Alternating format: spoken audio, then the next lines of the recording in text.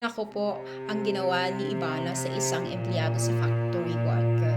Napaiyak niya dahil sa kanyang ginawa. So ano nga ba ang ginawa ni Ivana at bakit napaiyak niya ang isang empleyado ng factory worker dito kay Miss Glenda? Yes, mga mima. So kumakailan nga po, no, naging usap-usapan po itong si Glenda at itong si Ivana dahil nga po sa kanilang ibinigay na motor dito sa isang empleyado ni Miss Glenda. Kung di ako magkakamali, empleyado ni Miss Glenda, no. So, hindi siya nakapagsalita, isa siyang pipi, no. So, may pamilya na rin siya, and then ang ginagamit niyang pagpasok sa trabaho ay bike dahil nga po ay nasira ang kanyang bike, nagko-commute na ngayon.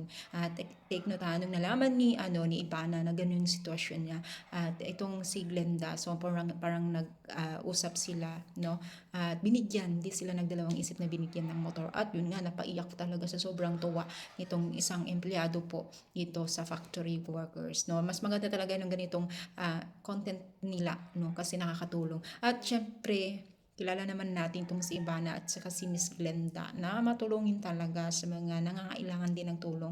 Lalo na dito kay Miss Glenda, kilalang matulungin po siya noon pa man yan, no. Kaya naman po pinagpala sila, no, sa mga bagay-bagay, lalo na sa pinansyal, no. So yun na, itinutulong naman nila sa ibang tao yung blessing na kanilang natatanggap, no. At yun nga, tuwang-tuwa talaga itong isang factory worker na ito.